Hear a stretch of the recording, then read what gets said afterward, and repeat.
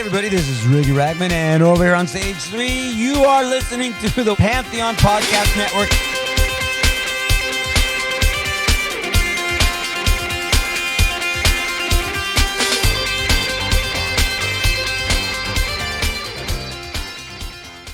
Hey, I'm Nick DiMatteo, and welcome to the very first episode of Season 6 of Music is Not a Genre. Thank you, as always, for watching and listening.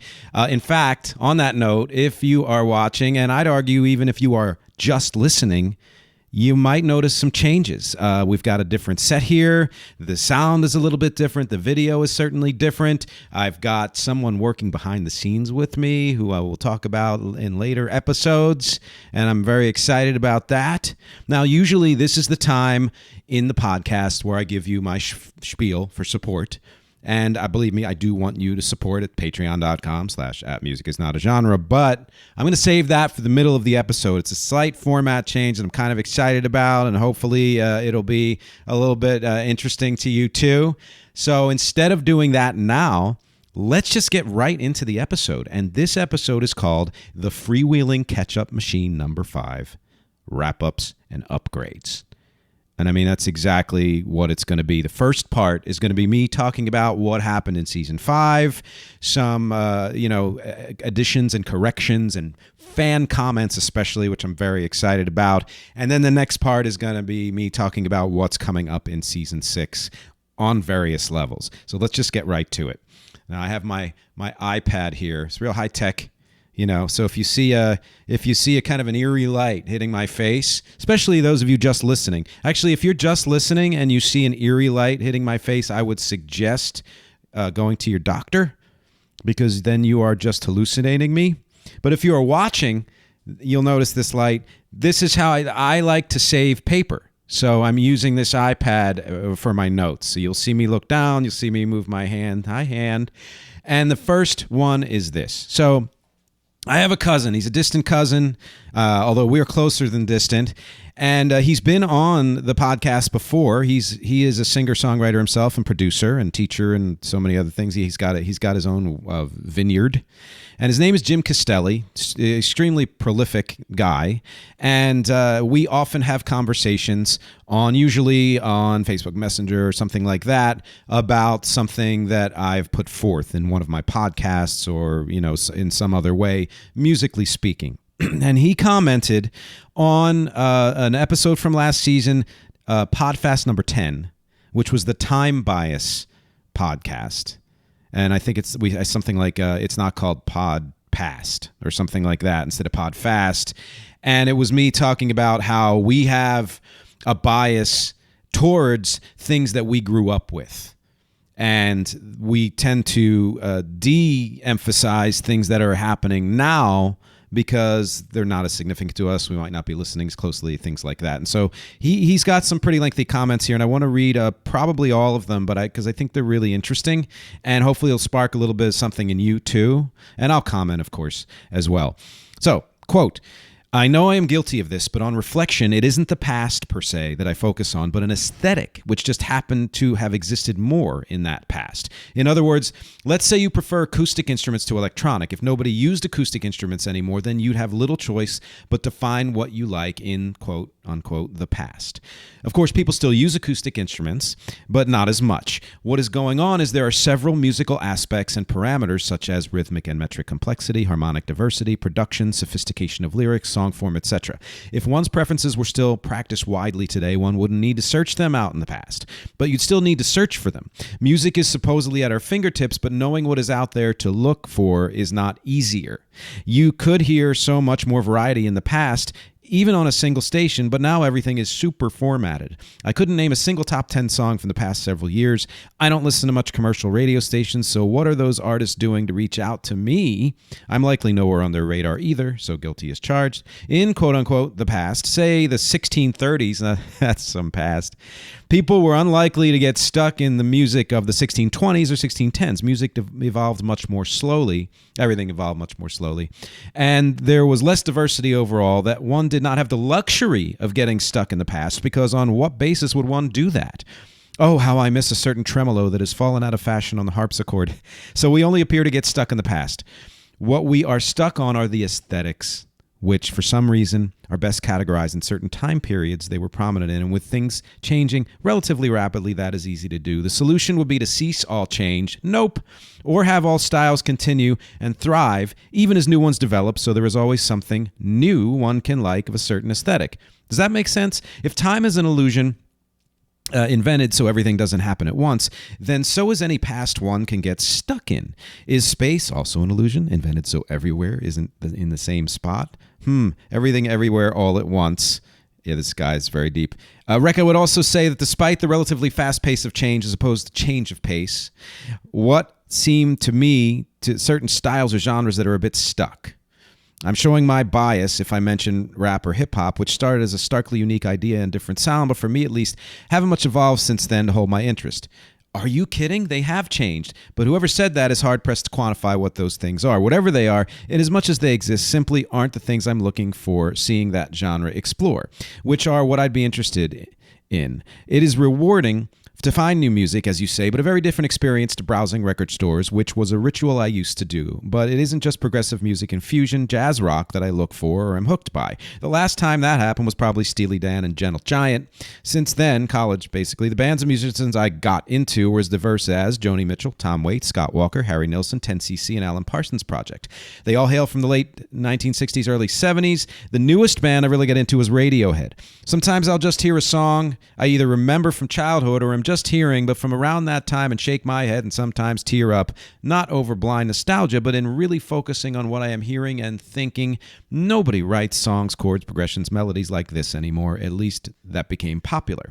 Jethro Tull just put out another new album, their second after a 20-year hiatus, but with no original members other than Ian Anderson, so essentially he is calling his latest solo albums Tull albums. And Yes has one I didn't get yet. Tull has re-embraced their prog rock aesthetic with changing meters and so on, but Ian's voice is so shot that it has lost most of the charm and sparkle it once had, and it does seem at times like they're going through the motions, checking off the boxes of what makes prog, but not actually innovating as they once did, so it doesn't seem as fresh or magical. Also, the production is so modern, quote-unquote, that a lot of the analog ambience from the old recording is missed, as are the whimsical touches like David D. Palmer's string arrangements. I gather, yes, this new album is an improvement over their last one or two, but from what I heard, I shared some comments that it seemed like a similar criticism to Tull, where they abandoned their 9012580 stardom detour and returned to prog, but without the grand ambition and original effect. The lyrics are the most wanting, with Davidson, the latest John Anderson-sounding clone who sings lyrics that seem to be AI-generated to sound like the mystical or incomprehensible fluff Anderson once managed to pull off successfully. The fact that there are no original members also bugs me. How is it still Yes? So you're probably thinking, A, did I take a breath? B, this guy really knows how to write, and I would say he does. And C, how in the world am I going to comment on all that? And I'm not addressing A and B. But C, I will say this, too. I tend to have what I would call the opposite knee-jerk reaction to comments like this.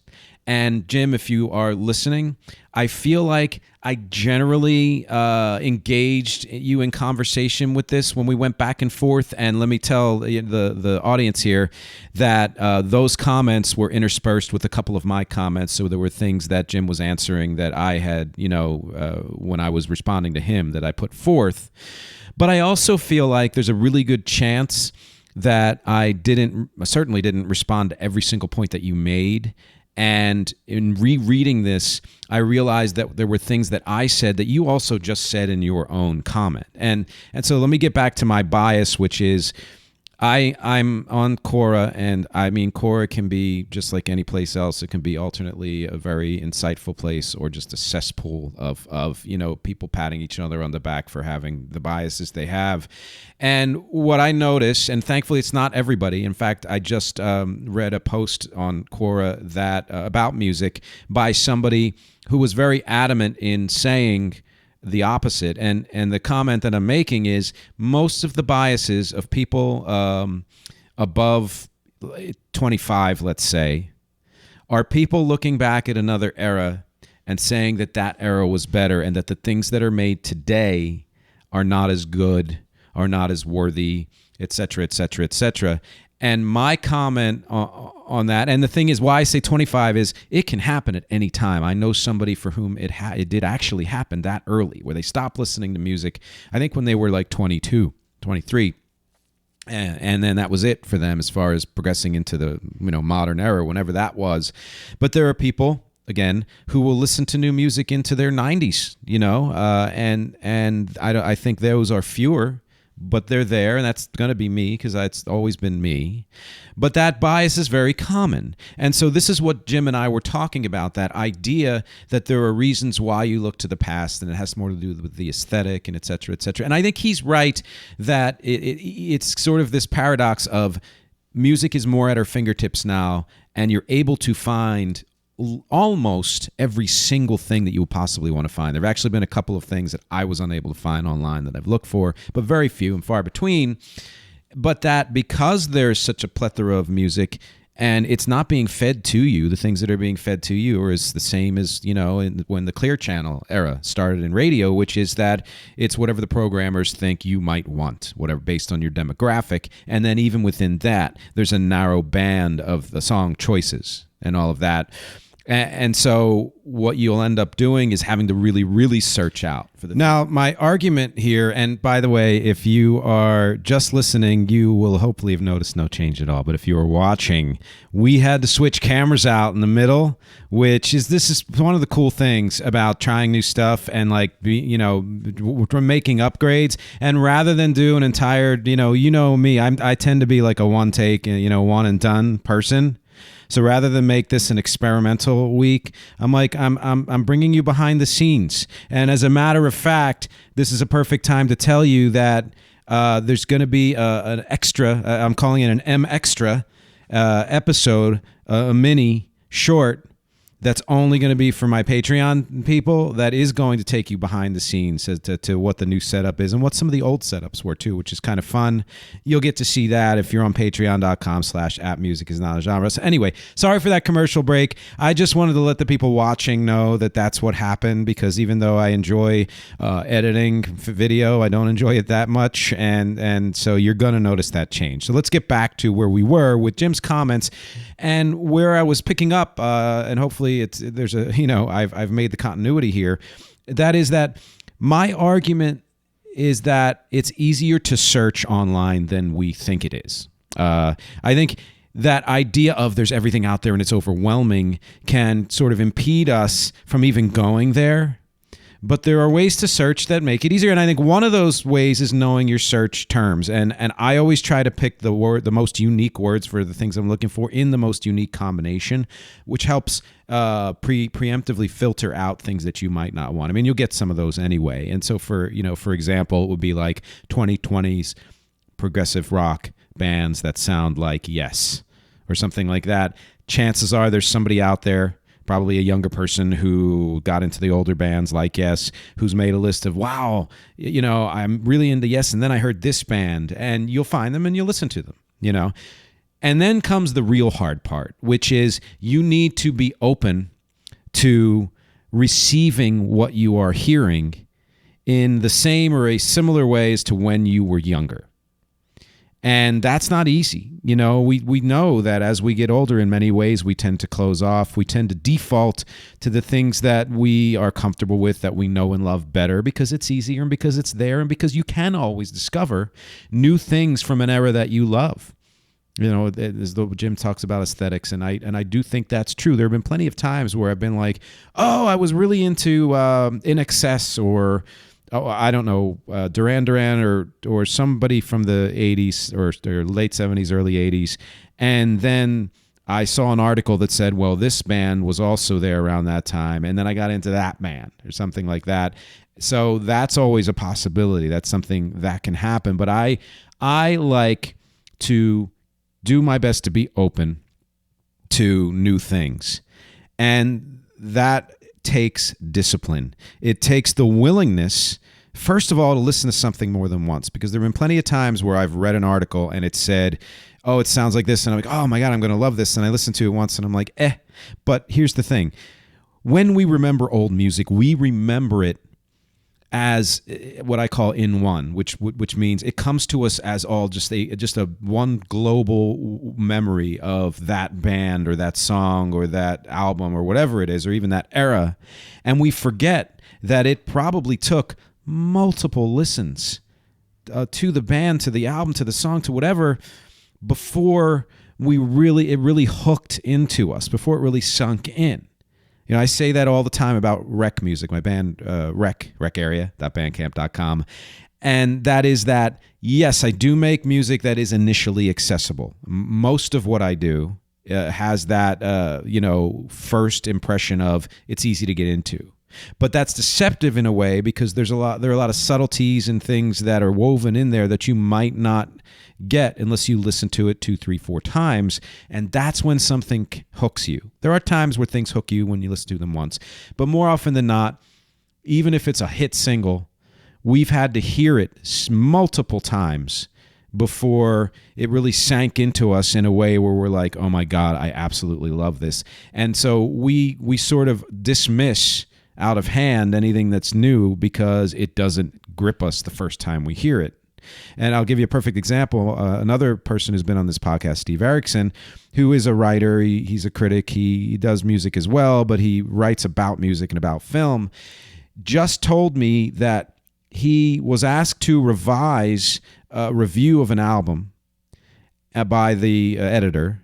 And prior to revising it, had listened to it a couple more times, and it changed his opinion of the album. Not drastically, but enough that he had a more favorable opinion of the album. And I am going to tell you that that is true for almost any kind of music you can think of. I think all kinds of music. The more you listen to rich music, to good music, the more you're going to get from it, the more it will sink into you. Repetition, the power of repetition, a rec song, right? And so that was one of the points that I made before after the camera shut off for the first time that I wanted to make sure I re-emphasized. And that led me to saying that was all I wanted to say about Jim Castelli's comments, except for that I do agree with him that there are certain older bands who try to recapture the magic of their classic era, which in some ways gives me a thrill, because then I'm like, oh, they stopped trying to do, things that aren't in their wheelhouse, although I appreciate bands who try to do that and do it well, or even if they trip up and then keep going and make something into it. But if it doesn't have that spark and that immediacy, it might be because they're relying too much on the old sound and aren't bringing new elements and new ideas into it, which is where you want a band to be. You want them to take what they've learned and use that, and then take something that exists now so that it feels like they're living in the now. And I would say that bands that have few, if any, personnel changes and who have consistently created music and released music are the ones that are able to revisit their old sounds in a dynamic and fruitful way, as opposed to bands who take years and years off and have multiple personnel changes and then try to recreate it. There's going to be something slightly repetitive and cookie cutter about it. And I think that's what Jim was referring to. So now let's get to the next comment. And let me just preface that by saying none of the other comments are going to be as long as what Jim and I did together. So I hope you enjoyed my recitation of everything that he said and the answer. The next comment is for season 5, episode 38, which was my episode on The Cure right after I had just seen them in concert. And it's just something I wanted to add, which is I was always blown away by the amazing acoustic guitar work on Head on the Door. And that can be overlooked, I think, because it's what I would call punk acoustic guitar, in that it's like super, super, super fast and just chords. It's not some flamenco where somebody's doing intricate passages and all of that. But you listen to the effectiveness of Robert Smith's guitar playing, and I saw him play this on stage, and just to be able to play that fast. And I did a cover of it, and I can't remember if that's the one I added to the end of that episode, but whatever. And was thrilled to be able to play the acoustic guitar that fast and have that kind of dynamism to it. And I just wanted to add that to it, that we think of The Cure as the Friday I'm in Love or as the dark goth or whatever, but that acoustic stuff that can really blow you away. The next comment is Jimmy Pop Zombie on YouTube commented on my live rendition of Prince's song Mountains, and he said, "Well done." So thank you, Jimmy Pop Zombie. I appreciate that. Again, I've mentioned this before because I think someone else commented on this song, but I like to highlight more obscure songs from very popular artists or excellent songs from more obscure artists. And so in this case, it was the first one with Prince's Mountains. It was just me on piano, barely rehearsed. And so thank you, Jimmy Pop Zombie. The next comment, also on YouTube, was by Indie Cult 7773, and it was for actually an old episode, season 3, episode 7 on Matthew Sweet. Indie Cult loves Matthew Sweet and says that McCartney seems to be the standard to be able to move from genre to genre, along with Bowie, as I said. And I'm not sure if I had said that in the Matthew Sweet episode or a different episode, but because I think this person may have watched more than one episode. But I mean, yeah, anybody who's going to go right back to Matthew Sweet, I'm pretty excited about. And anybody who's going to talk about artists being able to jump from genre to genre, I'm also pretty excited about. Indie Cult 7773 also said for season 5, episode 40, which is the part 6 of the Beatles, he made a comment about Rock Lobster, or he or she made a comment about Rock Lobster and Yoko Ono, how Lennon and Ono were at, I think, Studio 54 and heard Rock Lobster, and that inspired her to create Kiss Kiss Kiss. And I think that person, Indie Cult, may have heard me say it was the other way around, but I just want to clarify that yes, Rock Lobster came out before Kiss Kiss Kiss, and you can hear the similarity in the style of Kiss Kiss Kiss and Rock Lobster. So just something interesting to point out. Also on the Beatles, a guy named Eric Nash, who is the host of Almost Famous Minute and the co-host of Feels Like Weezer, 2 excellent podcasts. I met this guy through the Pantheon Podcast Network. He sent me a song breakdown of all of the Beatles songs, 200-some songs, with tons of info, including who sang lead on what, and it was very rich in information. Thank you, Eric. I had a lot of that information already, but to put it all in one place was really helpful, and I appreciate it so much, especially considering the cover band I'm a part of, Prefab 4, is getting ready to do a big concert series at a theater in Florida in October, or in November, actually, beginning of November. And the more I know about the Beatles, the better. That's going to help out, right? So next comment is an old friend of mine, Tom Kirk, and I think this was on Facebook, and he was talking about season 5, episode 45, which was my Metallica episode, right after I had seen Metallica in concert, and specifically sent me a video of an interview with Kirk Hammett, talking about guitars and learning and gear, and how Kirk is inspiring by not just what he says, but what he plays, or vice versa, whatever. Tom said, some guitars you look at or pick up, and they just have a vibe. I don't know as much as you. As I play more, perhaps my feel will gain some depth. I primarily got mine via mail order based on the look. I'd really like to get a Gibson someday. John Sykes has, I think, a 1978 Les Paul Custom. I love the look of it and the sound he gets. And then he went on to say, Tom, got a cool app called Guitar Gravitas 2 for all kinds of resources and tools. Something a little bit better about it when it's a little rough around the edges. I saw a place, let me go back. So first of all, fully agree that when you discover a guitarist or anybody who speaks to you, you get inspired by them. For me, it's usually vocalists or songwriters, but it can also be production values. And speaking of production values, when Tom says something a little bit better when it's a little rough around the edges, I couldn't agree more. And I even said to him, I do that in recording, where I try my best to take the first or second take because it has the energy there. And I may do comps, I may redo and redo if there's something I missed, but it's me going to try to recapture that initial energy, and or let a mistake stay in, which I've done so many times now that it's become part of my style, my band REC style. He went on to say, I saw a few places online where you could buy tracks. I got to get more up to speed with using MIDI files in a DAW, digital audio workstation. I probably get more use out of my Korg too. I don't currently have anything except Adobe Audition on my Mac along with GarageBand. Of course, probably for my level of GarageBand is fine for now.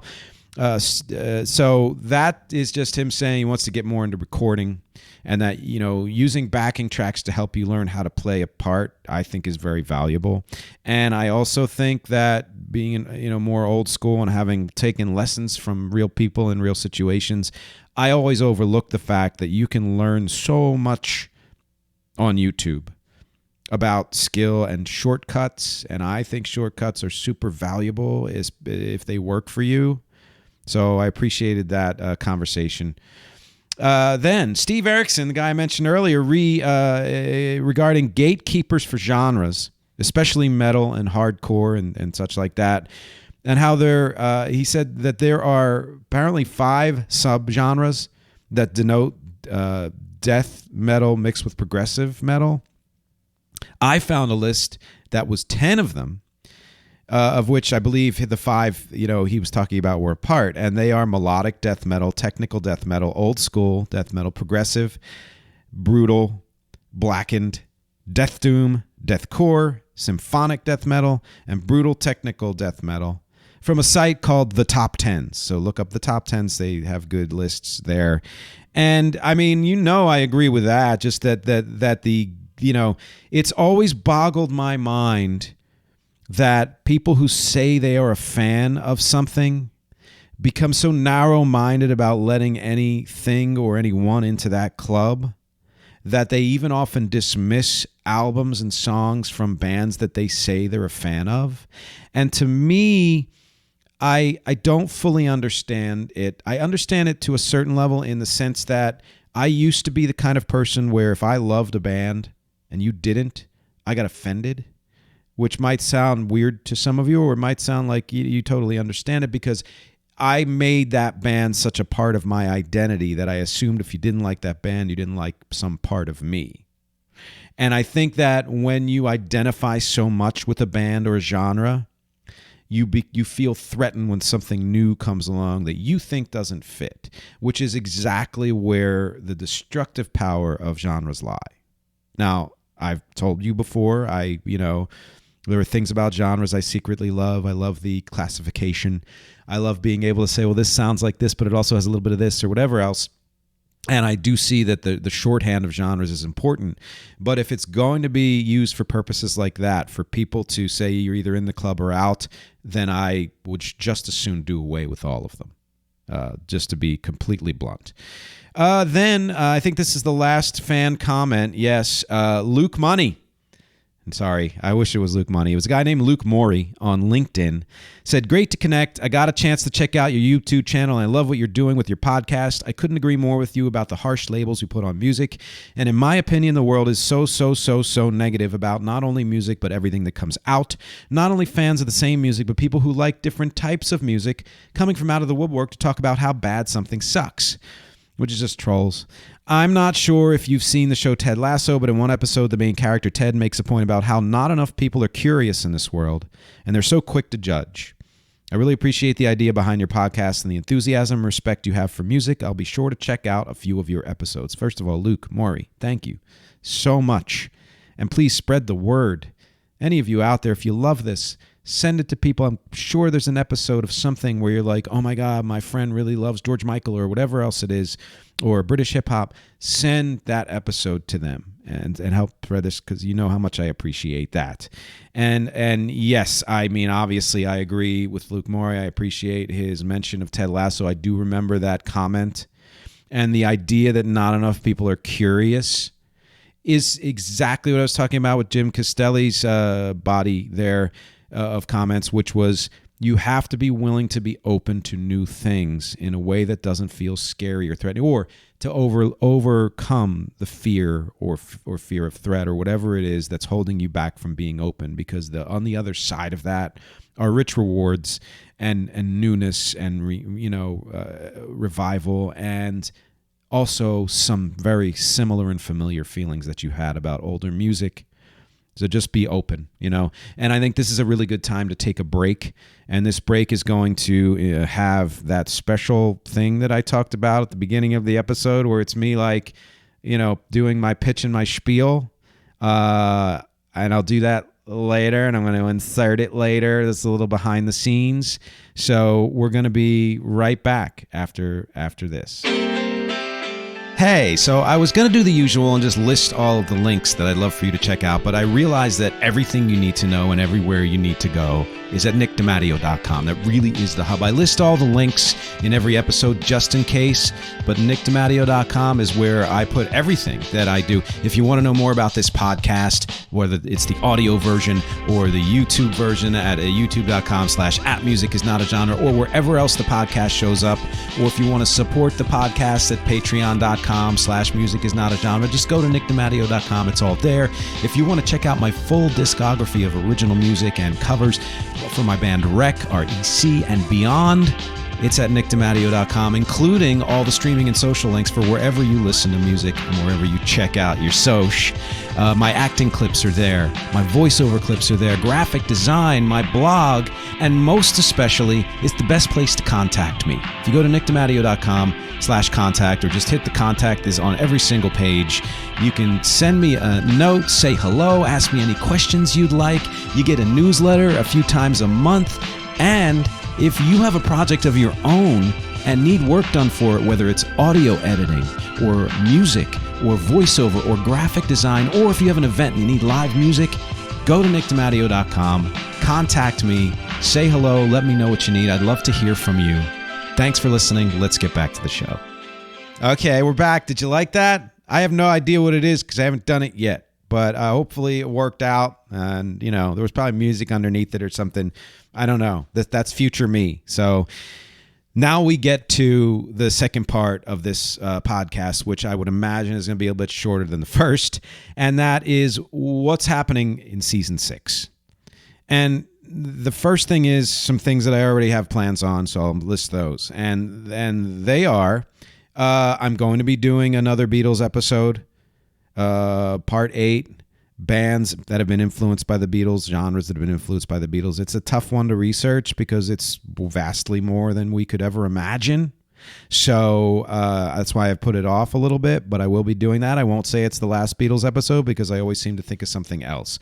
I'm also going to continue the history of albums decade by decade, starting with the 1960s. I put that one off too because I thought that was a little too much to squeeze into the end of season 5. That takes a tremendous amount of research because that's when albums exploded. So I'm excited about that, and I am going to go all the way through every decade as far as what happened with albums in each decade. What were some of the great albums or significant albums, and what has changed? In that way, I'm going to be doing a techno episode focusing specifically on Depeche Mode and New Order. I'm going to spotlight Beck.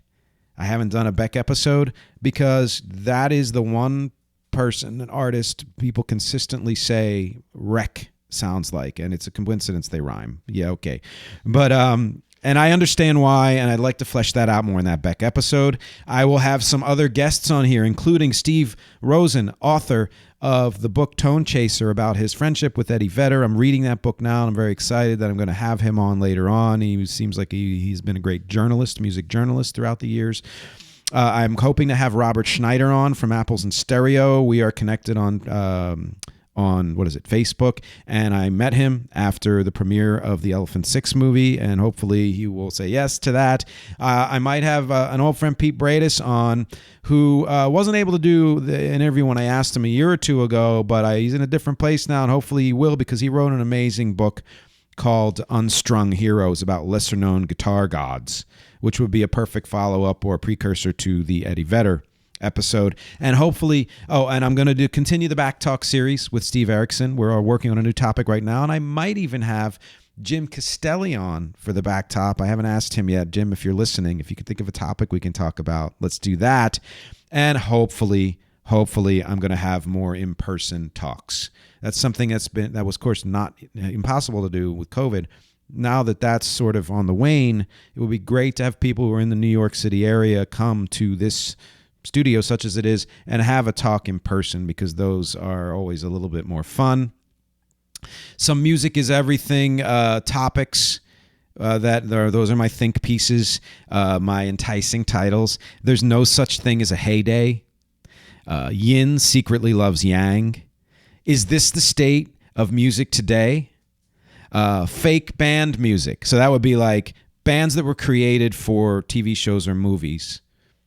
Which ones hit the mark? Which ones were just echoes of what they were trying to be, etc. The 1/4 progression. Anybody's into chords understand that. And is first best always best? Which I might actually talk about with Steve Erickson. I'm not sure yet. And so many more, including ones I haven't even thought of, partly because you might think of them. And as a matter of fact, and if you listen to my mid-roll spiel, whatever you want to call it, you know that on patreon.com/music is not a genre, you can suggest topics for episodes or guests, and I will do my utmost to put your suggestion at the top of the list. As opposed to anybody, you can all suggest things. But if you're on patreon.com/music is not a genre, you get dibs on future episode topics. And so that's that for what's coming up this season. And then let's talk about the new features, since here I am sitting in a new area, really in just a new area of our apartment. But this is a new setup, and it's kind of exciting to me. And so let's talk about that first. And like I said, if you're on Patreon, you're going to get to see a bonus video of what I call the MxG, which is me kind of giving you a mini tour of this is the very second setup I ever did for the podcast. The first one was a place we don't live in anymore. This is the third. This is the fourth. This is what the current setup looks like. It's a short video, but it's a nice bonus. It's a really fun behind the scenes thing. So I hope you are on Patreon so you can check that out, and you get to see exactly what the parameters are for everything that we had set up here in the equipment and all of that stuff. I'm going to be doing at the end of every single episode a bonus like that, the MxG like that. And I was inspired to do that by another podcast I listen to. I'm sure a lot of them do that. And it's exciting for me because, first of all, it's a lot shorter. But second of all, it gives something to my lovely Patreon family that nobody else gets. I'm doing the MxG Minute, which hopefully, if you've been following me on social or even on youtube.com/@music is not a genre, you've seen literally all vertical vids, minute or less. Me usually talking about, hey, here's a question for you about the topic of this week's episode or some other thing, maybe about rec. You're going to see me performing more music at a certain point rather than just give you a recording, which I'm still going to do. There may be episodes where I do a cover of the band that I'm spotlighting or an original that fits that mold. And then I might do an on location. If we're able to do that at some point, go to a club or go to somebody's house or something else and do an entire episode on location, which would be fun. Which, of course, brings me to the last part of every episode, and that is the song I'm going to spotlight for this very first one of the very first season. I'm sorry, I have no idea what I'm saying now. It's the very first episode of Season 6. I'm spotlighting a song called Standin There, which was the title track of an unreleased EP that I just released on a compilation called 96-95, which includes EPs from 96 and 95. And it was the title track. And to me, I chose this, first of all, because I'm not sure when else I would use it, but second, because it is the quintessential song for both looking back and moving forward, in that it's from the 90s, so it's looking back. But when I finished that EP, the reason I didn't release it was because I thought it sounded like an old version of what I wanted to do. So then I did another EP, which sounded much more like where I wanted to go with my music. So it's like the perfect representation. Well, this episode was about looking back to Season 5, looking forward to Season 6. This song was about looking back to where I had come from as a pop artist and where I was going, looking forward to being more of a power pop rock alternative artist. And the lyrics are, use that term "standing there" in multiple ways to talk about the two people who have a contentious relationship and who's going to make the first move to go towards the other person and blah, blah, blah, blah, blah. And there's a lot of piano in there because I came from piano world. And I think that you'll enjoy it and consider it a retro song because that's where it comes from. But I did slightly remaster it, so hopefully it's in good condition. And you can stream it anywhere. And, of course, there will be links, as always. And, what do you think about season 5? I asked you this in the MxG Minute, and what do you want to see for season 6? You can tell me even if you're not on Patreon, because I love everything about your feedback, because as always, my objectives here are music, conversation, and connection. Thank you for hanging with me for this very first episode of season 6. And go to patreon.com/musicisnotagenre for the bonus video, and I will talk to you next week.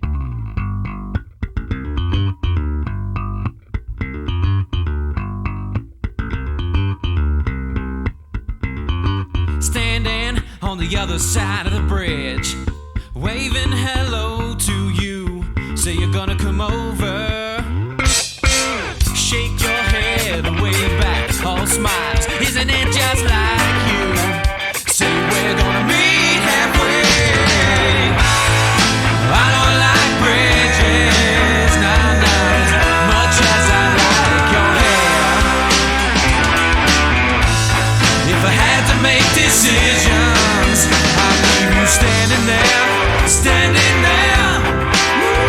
Leave you standing there, standing there. Tattoo all with the money and all. I don't know how I ever got into this. Every little thing is a tug of war. You're so beautiful, I wanna move you this way. I don't like distance, not as much as I like your hair. If you keep up this resistance, I'll leave you standing there. Yeah. I've been thinking back over those days, trying to keep myself away. You standing there, those eyes on your face, waiting, waiting, waiting for me. Looking like you know it won't last. You think I'm coming on fast, coming on fast. You know it won't last. You think your love can break me down. How long you been around?